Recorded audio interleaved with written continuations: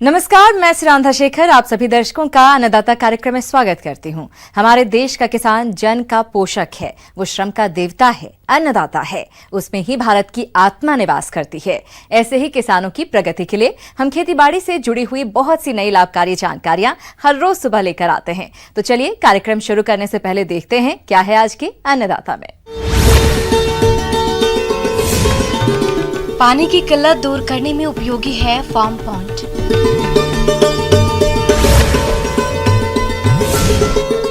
Corona काल में खेती बाड़ी कार्यों को करें सावधानी पूर्वक।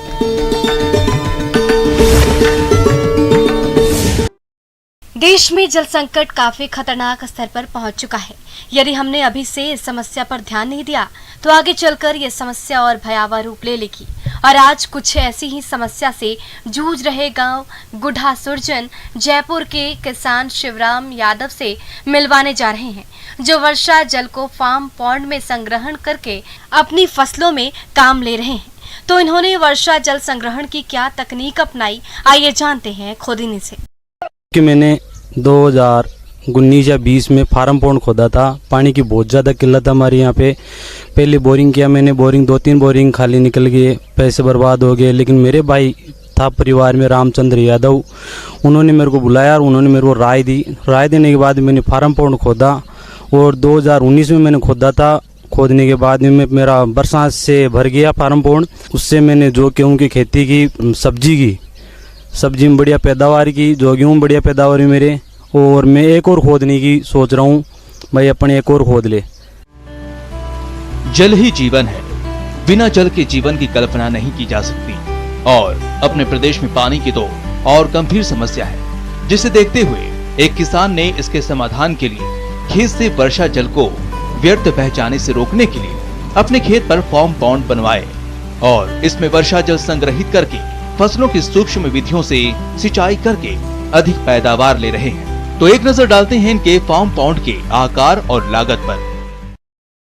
खुदाई करने के बाद में मैंने मिट्टी की जो ढलान था पूरा एक तरफ उस खड्डे की तरफ कर दिया मैंने। और मैंने मेरे मकान का पूरा सिस्टम इसी में कर रखा है। छत का है, टेन सेट का है, जो भी पानी का सिस्टम है मैंने पाइपलाइन दाब रखी है। पाइपलाइन द्वारा ही ये सिस्टम इसमें पानी भर जाता है।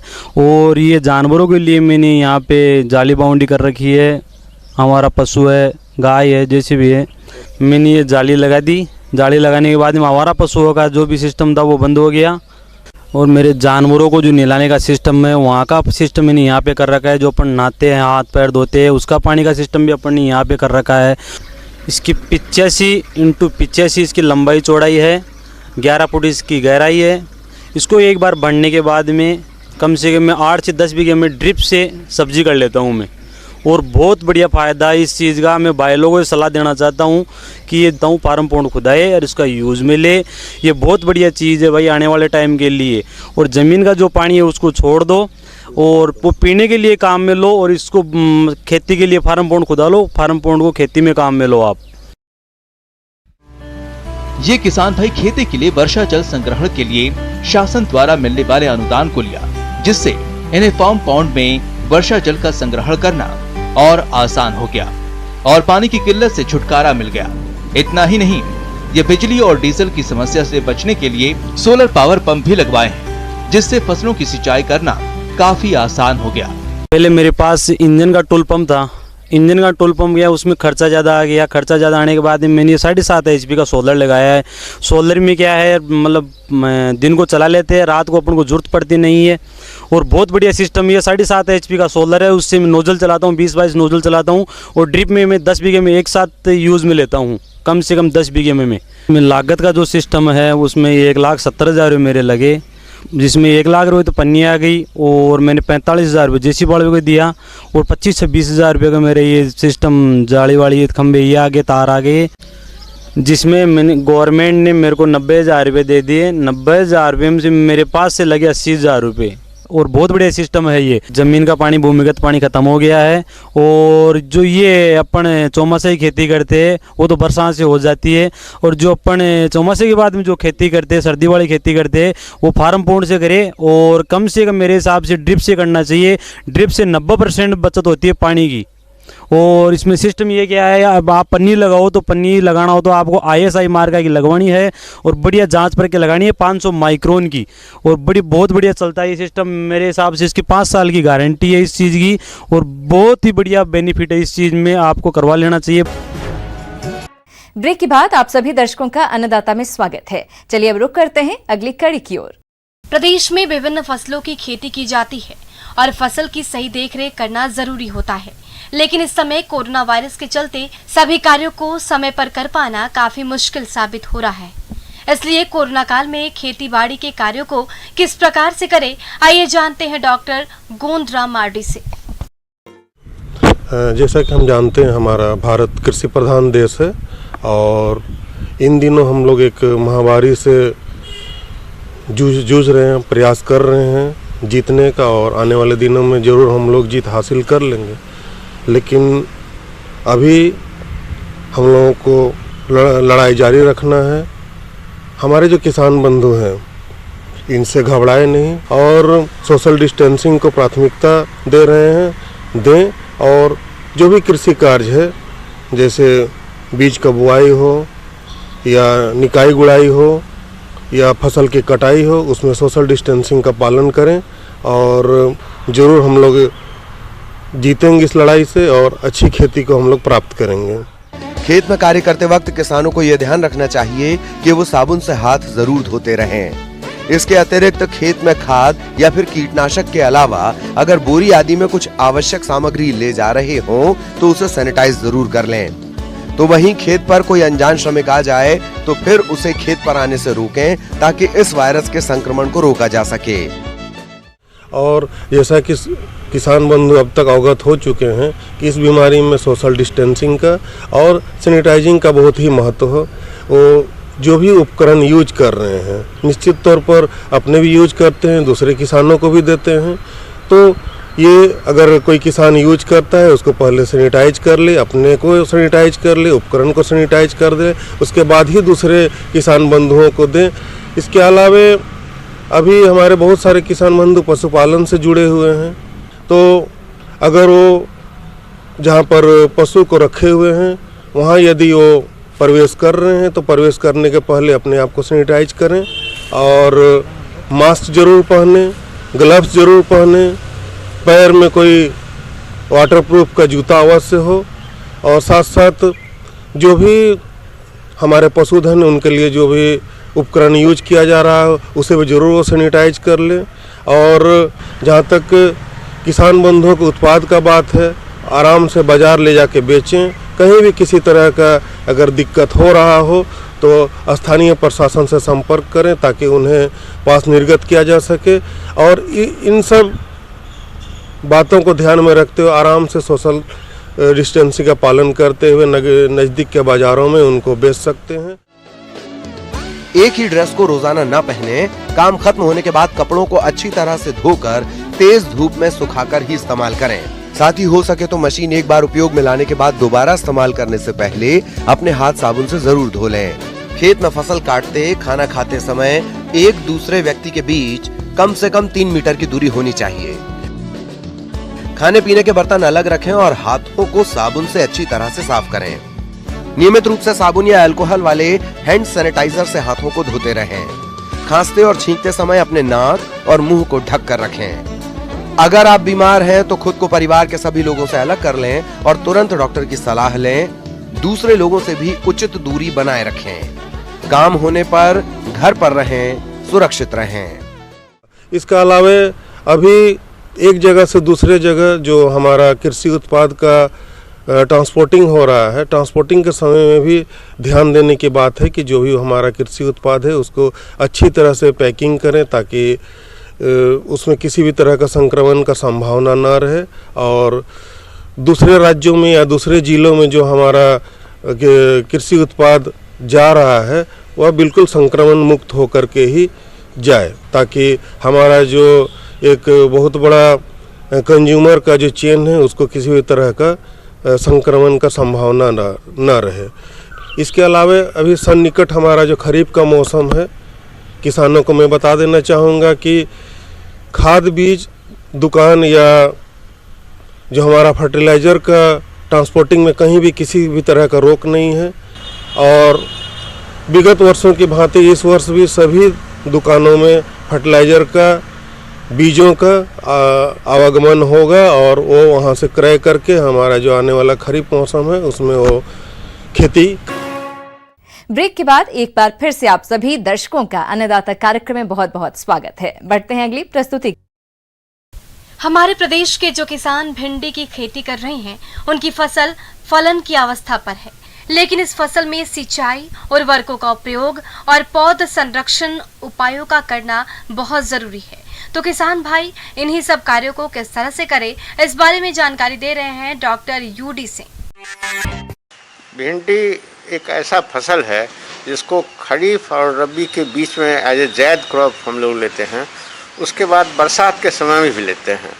तो जैद क्रॉप में लोग जनवरी से सोइंग शुरू कर लेते हैं और फरवरी मार्च में जब पौधा 40-45 दिन का होता है तो उसमें फलन शुरू हो जाता है।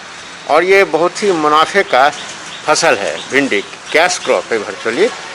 ये अभी किसान भाइयों का भिंडी 20-25 दिन का हो गया होगा खेत में।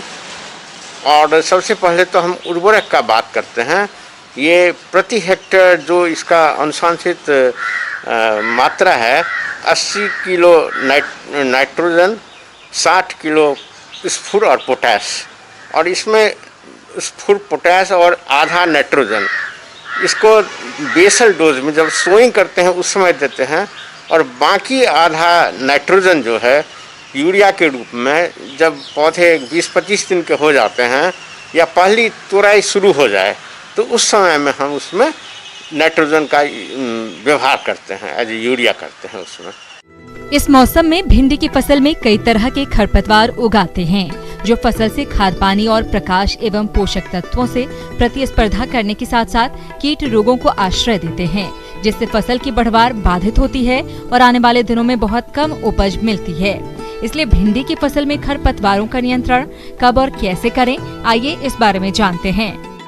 गर्मा भिंडी हम लोग करते हैं क्योंकि समय बहुत ही अनुकूल होता है इसमें और खरपतवार का समस्या काफ़ी ज़्यादा रहता है। और जब पौधे में आना शुरू हो जाए, जब भिंडी तोड़ने के समय, उस समय में यदि ज़्यादा खरपतवार आते भी हैं तो इसको हाथ से ही निकालना उचित होगा।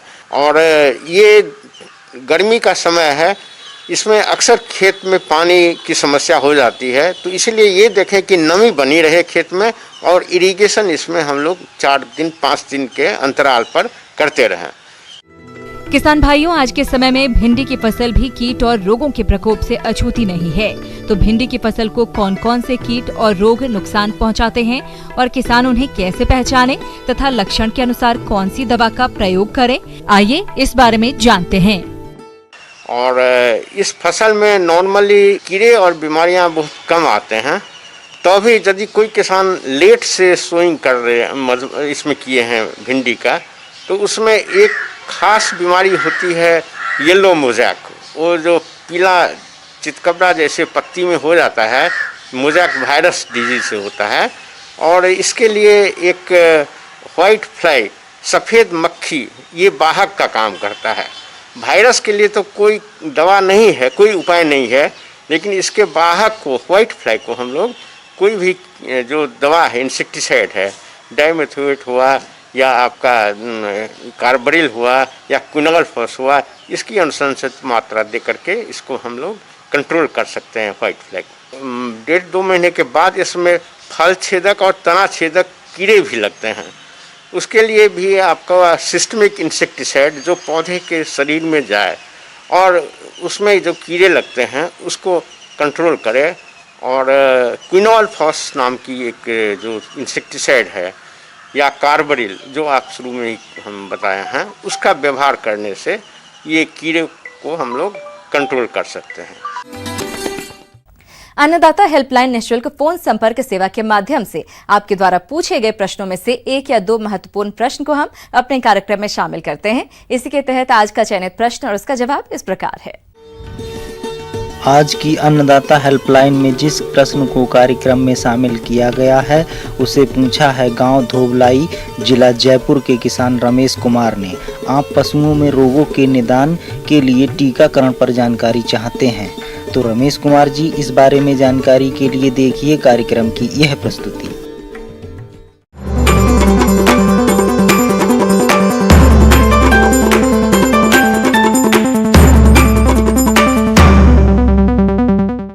पशुपालकों को, हमारे देश के पशुपालकों को ये बताना चाहता हूँ कि पशुओं में भी मनुष्य की तरह कुछ मुख्य बीमारी है और उसका टीकाकरण भी उपलब्ध है मार्केट में।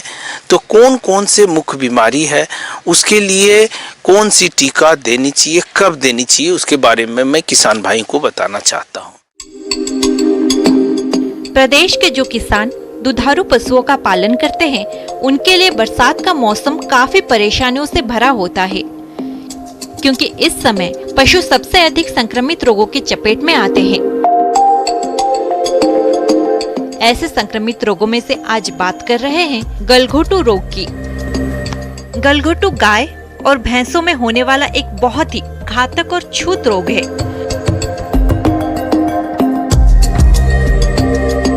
जो कि अधिकतर बरसात के मौसम में होता है। ये गायों की अपेक्षा भैंसों में अधिक पाया जाता है। ये रोग बहुत तेजी से फैलकर बड़ी संख्या में पशुओं को अपने चपेट में लेकर उनकी मौत का कारण बन जाता है, जिससे पशुपालकों को भारी नुकसान उठाना पड़ता है। इस रोग के प्रमुख लक्षणों में तेज बुखार, गले में सूजन आना, सांस लेने में तकलीफ होना और सांस लेते समय घर घर की तेज आवाज होना आदि शामिल है। एचएस मतलब हेमोरेजिक सेप्टिसीमिया, जिसको हिंदी में गला घोटू भी कहते हैं। इसकी भी टीका बरसात से पहले साल में एक बार गला घोटू का टीका अवश्य दिलाना चाहिए। तो इसका टीका साल में एक बार, और टीका का नाम, जो बीमारी का नाम है एचएस का टीका, या किसान भाई गला घोटू का टीका मार्केट में बोलेंगे तो गला घोटू का टीका मिल जाएगा। दूसरा बीमारी होता है FMD, foot and mouth disease, जिसको कहते हैं अंग्रेजी में, और हिंदी में कहते हैं खुराहा, खुरपका मुंहपका भी कहते हैं। तो इस बीमारी से रोकथाम के लिए साल में हम लोग तो बताते हैं कि 2 बार कम से कम टीकाकरण करनी चाहिए, 1 फरवरी में, 1 सितंबर में, 6 मंथ के अंतराल पे करना चाहिए। लेकिन किसान भाई अगर एक बार भी टीकाकरण साल में कर लेते हैं तो कम से कम आपकी गाय सेव हो जाएगी, सुरक्षित हो जाएगी। टीका किसान भाई जब भी खरीदें आप दुकानदार से बिल वोचर जरूर लें। दूसरा, टीका हमेशा स्वस्थ पशु को कीजिए। ये नहीं कि बुखार है किसी को डायरिया है, वो उस पशु को आप अवॉइड कीजिए टीकाकरण करने से। तीसरा, टीकाकरण जब भी कीजिए तो सुबह या शाम, चूंकि टीका एक जानवर का नहीं मिलता है, एक भाइल में 10-20 जानवर का हो जाएगा। तो 10-20 किसान से संपर्क करके आप टीकाकरण को एक भाइल लाइए और तुरंत इमीडिएट कीजिए। तो इन सब बातों पे आप जरूर ध्यान दीजिएगा। और एक बात की, प्रेग्नेंट जो गर्भवती जानवर है उसका टीकाकरण डॉक्टर की सलाह पे ही कीजिए। उसका भी टीकाकरण करते हैं, लेकिन कितने महीने की प्रेग्नेंट है इस सबको देख के डॉक्टर से सलाह लेके। हाँ, किसान भाइयों को ये मैं एक जानकारी देना चाहता हूँ कि प्रत्येक जिले में एक कृषि विज्ञान केंद्र है और हर एक कृषि विज्ञान केंद्र में एक पशुपालक विशेषज्ञ रहते हैं। अगर वहाँ पे आपकी कोई समस्या पशुपालन में हो तो वहाँ से आप तकनीकी सहायता ले सकते हैं। अगर वहाँ पशुपालन वैज्ञानिक नहीं हो तो निकटतम हर एक प्रखंड में एक वेटनरी डॉक्टर होते हैं, उससे आप अपनी तकनीकी सहायता ले सकते हैं।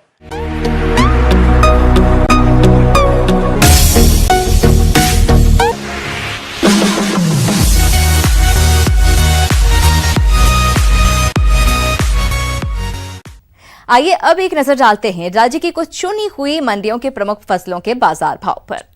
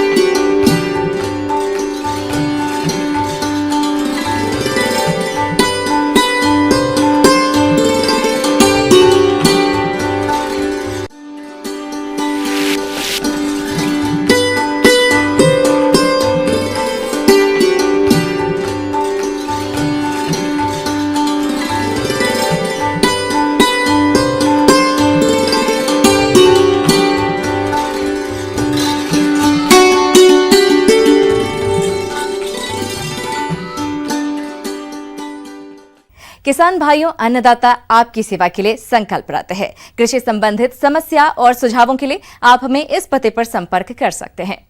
प्रोड्यूसर अन्नदाता, news 18 Rajasthan, Ramoji film city, Hyderabad 501512।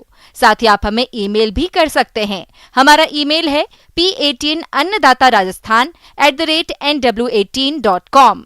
इसके अतिरिक्त आप हमें निःशुल्क हेल्पलाइन नंबर 180041921555 पर सोमवार से शनिवार सुबह 10 बजे से शाम 4 बजे के बीच संपर्क कर सकते हैं। किसान भाइयों, अब समय हो रहा है आपसे विदा लेने का, तो हमारी पूरी अन्नदाता टीम को दीजिए इजाजत। कल फिर आपसे मुलाकात होगी कृषि संबंधित कुछ और महत्वपूर्ण जानकारियों के साथ। नमस्कार।